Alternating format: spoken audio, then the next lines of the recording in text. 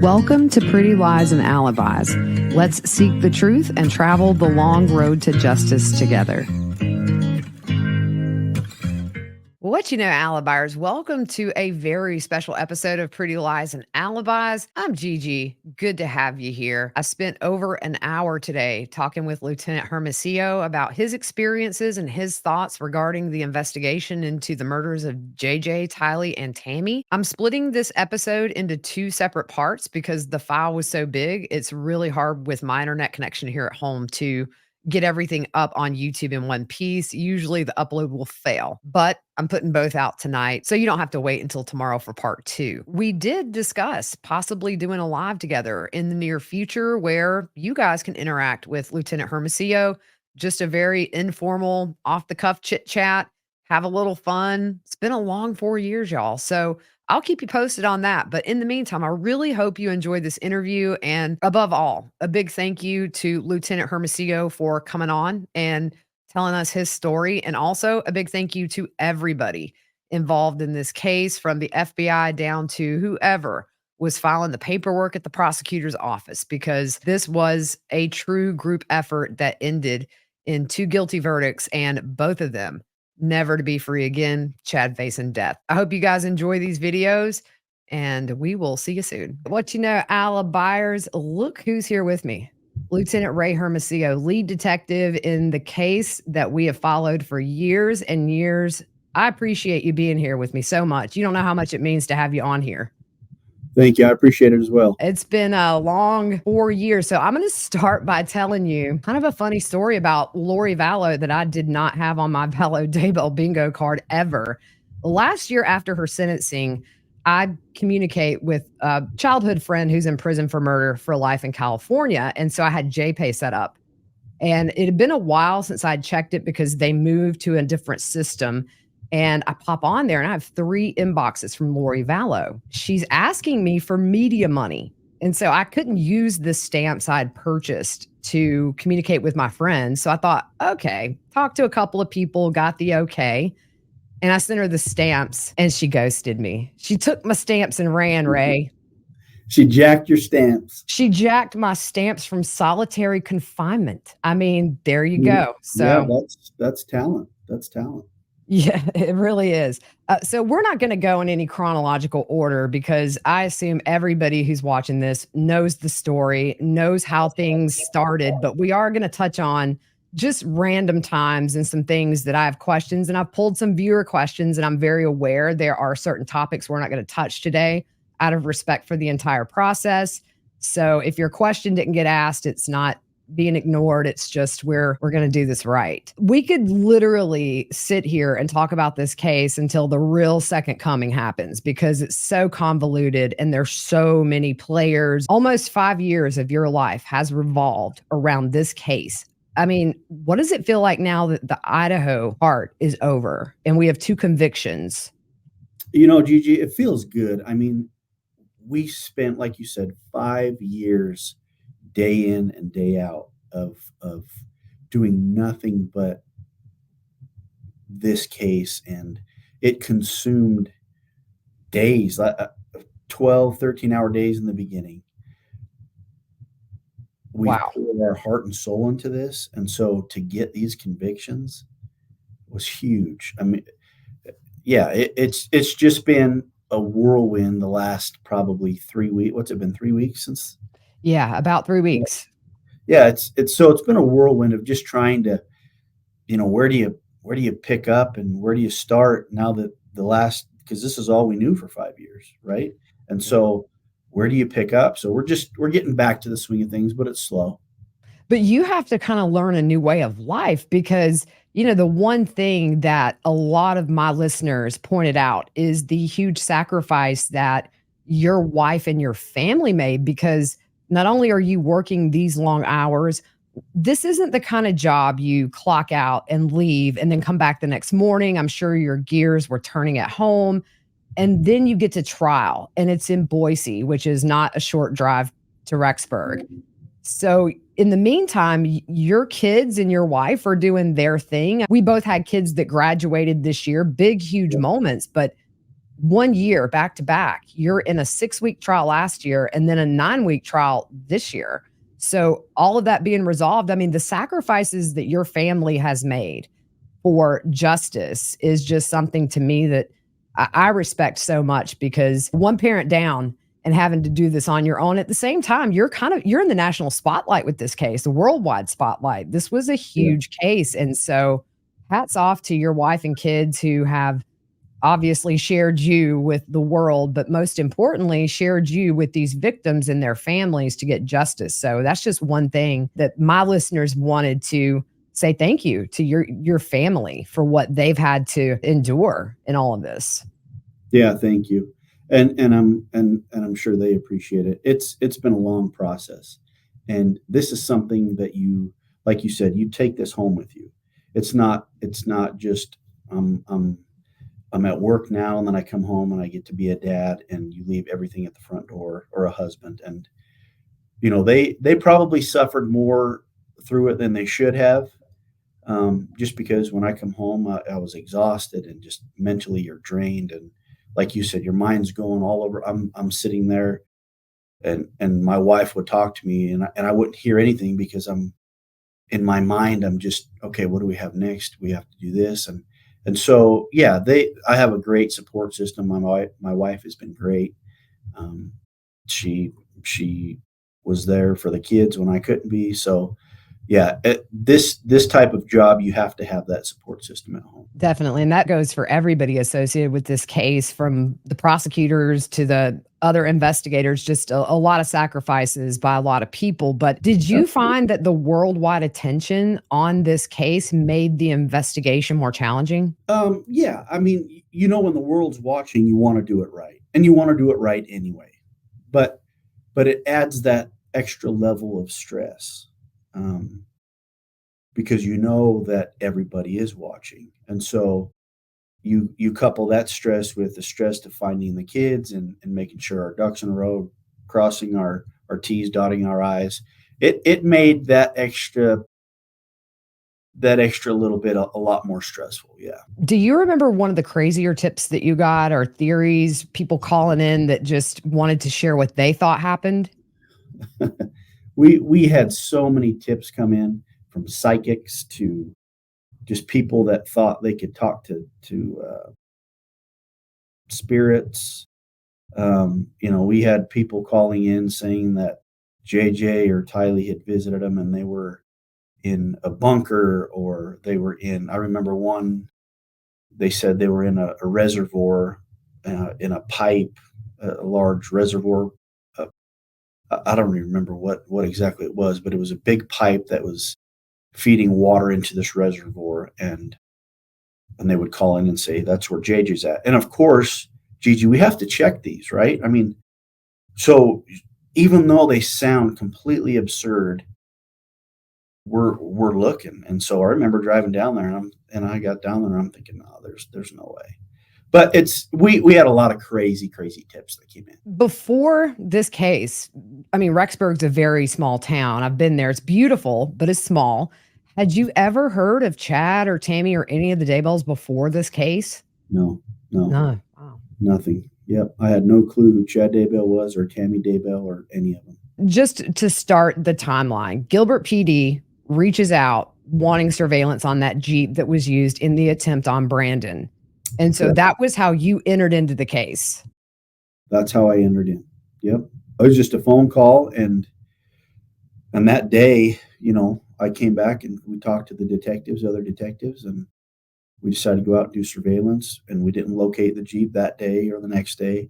And actually, it was a Monday morning. I was coming home from the gym, early in the morning, and I drive by that residence to go to my house. And so I looked over and I saw that Jeep parked in the parking lot. And so I'm like, oh, perfect.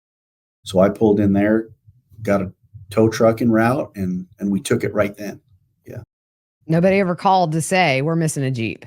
No, nobody ever called. And we even went and knocked on the door a few times to let them know we served a warrant, because we had a warrant for the Jeep, and nobody answered. So yeah, it was weird that nobody really called to say, hey, I'm missing my Jeep. That was another red flag that kind of popped up too.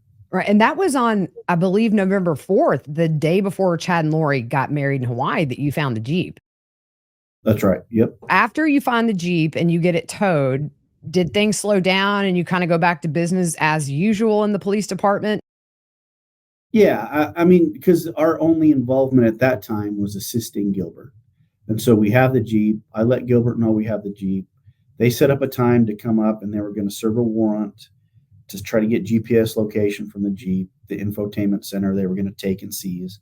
So, it was a couple weeks later, um, Gilbert police and their crime scene, a couple crime scene people came up. They flew up and they started processing the Jeep. And during that time, they said, "Hey, have you in your surveillance, have you seen any kids over there or anything?" And we're like, "No, we haven't seen any kids anyway." And and then they said, "Okay, well, we're going to keep looking down in Arizona, but there's this boy named JJ, and his grandma hasn't seen him for a while. She's a little worried. So we'll let you know if we need your help anymore." And that was it until I got that call on November 25th of 2019. In between the time you found the Jeep and Gilbert PD comes to Rexburg to serve that search warrant, you've got Kay in constant communication with Arizona. At this point, Brandon's been shot at. He's in communication. He's doing his own research. At what point did you find out that Lori and Chad were married and that Tammy had died? So early on, when I talked to, I found out that about Lori and Chad on November 1st. So when I called down there to get more information on this Jeep, they kind of gave me a little bit of information on Brandon's, on Charles. Not too much because I don't think they trusted us yet. Right? It's a pretty active investigation. They wanted to make sure it's a small community, that I didn't know these people or were related to these people. And so they gave us just a little bit of information then. So I knew a couple of the players. I didn't know everything until once we had the Jeep seized.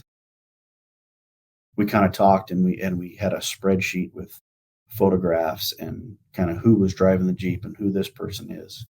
And it wasn't until then that I got more information about Tammy and Chad. I don't remember when I heard they were married, but it was probably in the middle of November sometime. And I imagine when you heard that Lori and Chad were married, Tammy's died, Charles has been killed. Then you have this, by the way, have you seen this little boy JJ? Did that start to sound off the alarm bells in your head that this could be huge? Gigi, not at that time, because at that time we had no reason to believe that that JJ was in any danger. I honestly expected to go knock on this door and see a little boy playing in the front room. It wasn't until I talked with Alex and Chad that the alarm started going off in my head. I mean, it started right out of the gate with I call it libetes. These people have the worst case of it I've ever seen. I mean, they couldn't tell the truth if their life depended on it. November 26th, the date of the welfare check, you see Chad and Alex emptying a truck and you approach them. And then you ask about JJ and you said that they just sort of froze. Right. Yeah. When I started talking with Alex, instantly there was something there that raised suspicion. And when he kept looking over at Chad and wouldn't answer the questions, and then he didn't know his sister's cell phone number, and he would take steps to get closer to me. I was kind of at the back of this pickup truck, and he was kind of at the front door of it. And so, there was 4 or 5 feet distance between us. But when he would inch closer, I would inch back, and I finally had to tell him, just stay where you're at. Just stay where you're at. Let me ask you a few questions. And so instantly, you got that feeling in your gut, especially when the way he was looking, that 1,000-yard stare. Yeah, and then the lies, it was just piling on top. They had no clue what you knew. So to them, this was all, we'll just say this and he'll leave us alone, no big deal. And Right. then you busted out that, well, where's JJ? And he says, he's with his grandma in Louisiana. And you say, no, it's not possible because she called in the welfare check. Was Right. there a shift further in the demeanor once you hit with that when they knew, you guys knew that JJ was not with Kay? Oh, yeah, that's when that nervousness really kicked in, and they would look at each other, and neither one of them really wanted to say something first. It was the way I perceived it, because they didn't know what to say at that point, and so they both would look at each other like I took it like, "Are you gonna say something, or am I gonna say something, or are you gonna say something?" And they didn't say anything, and I had to ask the question again, and then that's when he just said, "You'll have to get a hold of Lori. She's in apartment 107." You talk about Alex stepping towards you, and then later that day when investigators enter Lori's townhome, I think it was Lieutenant Ron Ball who talked about that shadow at the top of the stairs moving back and forth, and how that gave him a very uneasy feeling because at this point, you guys know that Alex has shot and killed Charles. You know that he's the subject of an investigation with the attempt on Brandon. It seems so creepy to even the way you describe it and the way he described that shadow. It's almost like a horror movie. Yeah, I mean, as a police officer, you are able to develop this different sense when you're around people, and you can feel when something is not right. And yeah, and talking with Alex at the pickup truck, that was instant. And I remember getting in the car with Dave Hope, Detective Hope, who was with me, and I'm like, man, there's something not right with that guy. And we knew, like you said, we knew about what he had done in Arizona.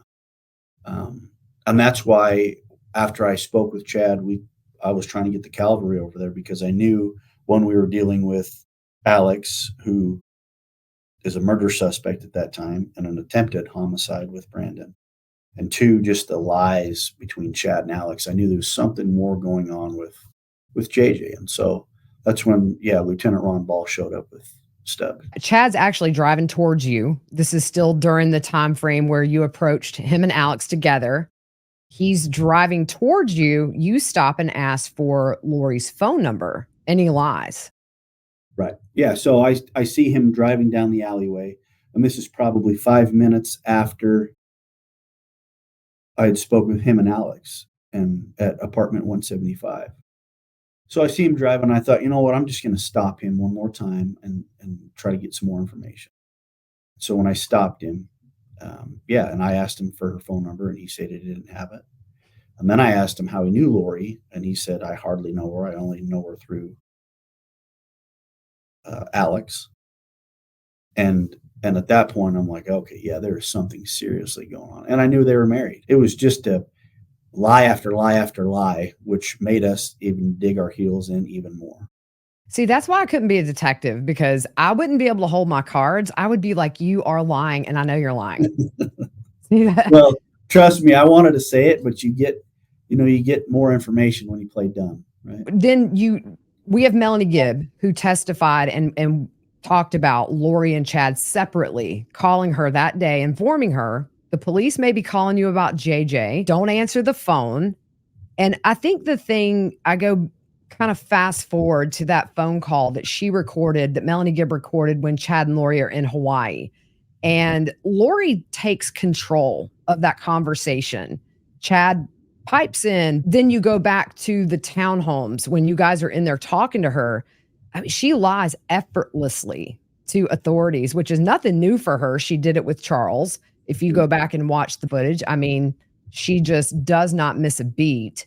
And then with you guys, the story that JJ's with Melanie Gibb in Arizona seeing Frozen 2. We talk about manipulation and who was in charge. And for me, I really see when it came to what limited interaction you guys had with them before they fled and then she's arrested. Lori was the one that took charge in dealing with you guys, or at least in a way that had more confidence than Chad. Chad seemed nervous from everything that I've heard. Right. Yeah, she was a lot better at manipulating. One, because she's a woman, and so are these cops going to take it a little easier on a woman and not really put her feet to the fire like we would maybe with Chad if there was something going on, right?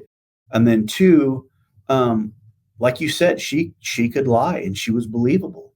She had done it for so long and had gotten away with it for so long. She was comfortable. And if we didn't know what we knew at that point, I could very easily see somebody or an officer saying, okay, yeah. But at the end of the day, we're still going to check up on JJ. And so I don't think she understood we're not leaving until we may believe you at first, but we're going nowhere still. But she is a lot better at lying, a lot more comfortable at manipulating than Chad was. The day after the welfare check, you guys go there with a search warrant and they're all gone. They're just like Kay Woodcock said, they scatter like cockroaches when you turn the light on when something's going down.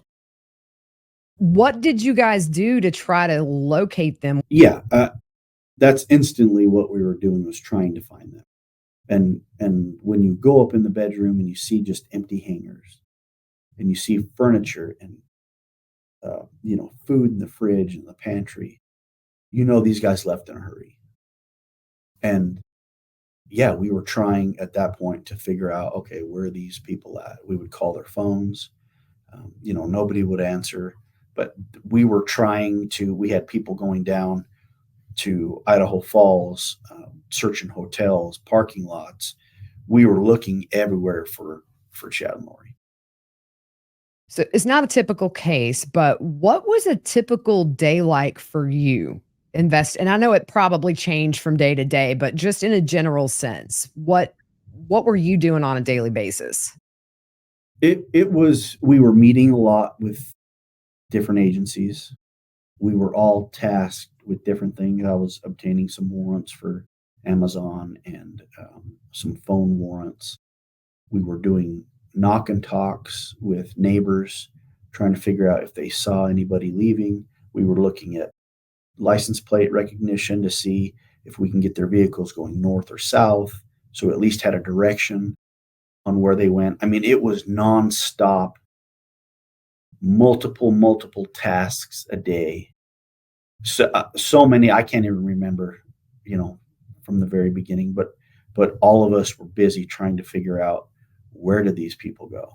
Not only that, but you have so many different agencies involved. And one agency may be working this angle, you're working that angle. How hard was it at times to really get a good grip on the story in general? I mean, you had these crazy religious theories. Look, if somebody came up to me and said they were the brother of Jesus, I'm not sure I'd follow them, but this isn't typical stuff. But, it's not laid out in chronological order like we heard in openings in the trials or heard as testimony was laid out. This came in bits and pieces for you guys. Was that super challenging to try and get this in an order that made sense so that you could start to branch out into other areas to investigate? No, we met very early on and we established this group and we would have conference calls with Gilbert and Chandler, and we invited Fremont down and the FBI, and so we would all meet, and there was a lot of good communication. And that's one thing I take away from this, and I've said it before, I'll say it again. These guys that are part of this team, there were no egos involved. There was no, I'm going to hold on to this piece of information because it's going to help my case a little bit more.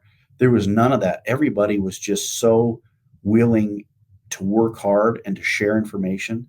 It really, for the amount of people that were involved, it really went smooth. We had a whiteboard, Excel sheets, so Chandler's going to get this warrant and this detective for Chandler's getting this, and I'm going to do this. And so we would just go through and make a checklist of who was doing what and whether it was done or not or still outstanding.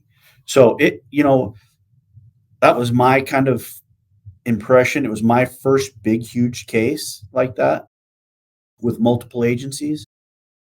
But I thought it went a lot smoother than what a lot of places have to deal with. And I think that came out at trial as everybody testified. And then you have to have that collaboration because this is so crazy. And there's just so many things at play here. Eventually you guys realize not only is JJ missing, but his big sister Tylee, Lori's daughter, is missing. How did you guys find out about Tylee? So it was after Ian Pulowski came into the police department, early December, and he gave us that whole there are zombies and they're just the whole background.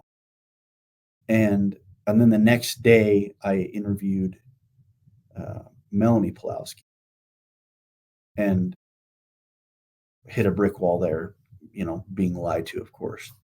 Um,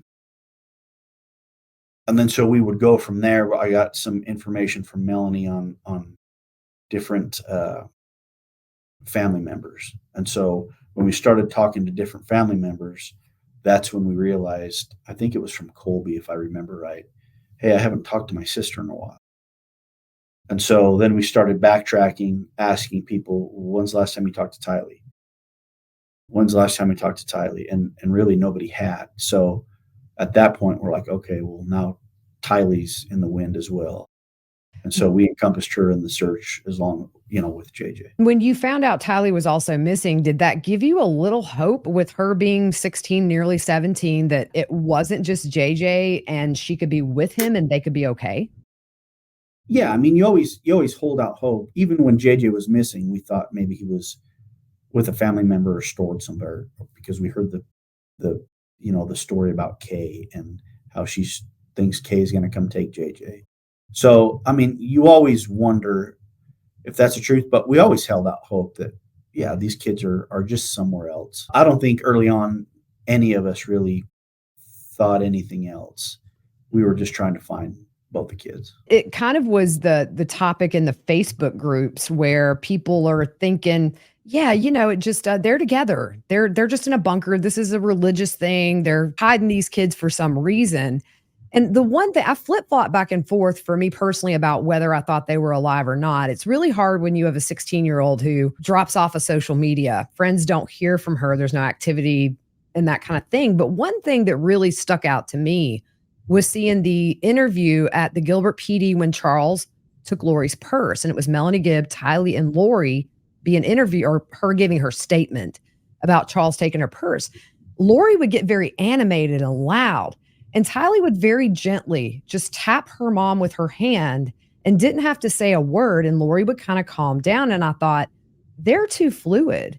There's no way she would hurt her daughter. Look at how then I would flip flop and say, oh man, it's been months, but that was one thing that stuck out to me was seeing almost Tylee in that parent role calming down a hyperactive kid. Yeah, anytime a teenager drops off social media, you're going to wonder why. And and then we had the Jeep that Tylee drove, right? So if she is with JJ, what is she in? And so that's why we kind of went with, okay, maybe they're just being stashed away somewhere, hidden from Kay. But yeah, I didn't think at that point that we were going to get to where we were at June 9th and 10th. After the search warrant at the townhomes, everybody flees. People start getting married in Vegas. You have Zulema and Alex, Melanie's, and Ian. And Justin Lum from Fox 10 Phoenix interviewed whoever married Zulema and Alex. And the one thing that stuck out to them was it seemed very businesslike, just like the basic package, get it done. I think security or the janitor or somebody was their witness. Did you guys try to figure out maybe why everybody was getting married all of a sudden?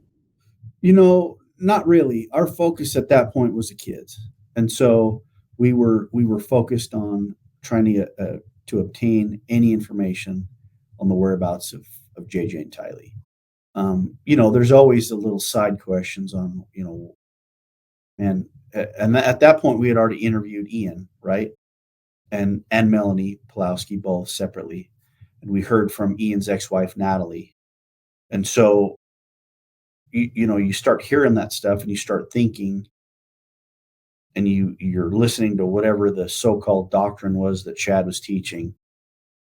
And yeah, you wonder, is this, but then your mind can't go there because it's so far fetched. When you hear about the zombies and I was deemed dark. That's when I first heard that was early December. Um, when you hear that stuff, kind of you listen to it and you try to figure that out. But our main focus at that point was JJ and Tylee. It had to have been scary to hear that they had deemed you dark. You talked to Nate Eaton about how you were fearful and you worried for your family. You would have them take different ways home or circle around twice. And Kate echoed that. She said that when she learned that Alex had died, it was such a relief for her, even though a lot of answers died with that man. But just knowing that he wasn't around anymore, that had to have been just a big weight off your shoulders. Oh, absolutely. I mean, at that point, when I heard that I was dark, and there was another officer in here that was deemed dark too, and I think that ended up being Dave Hope.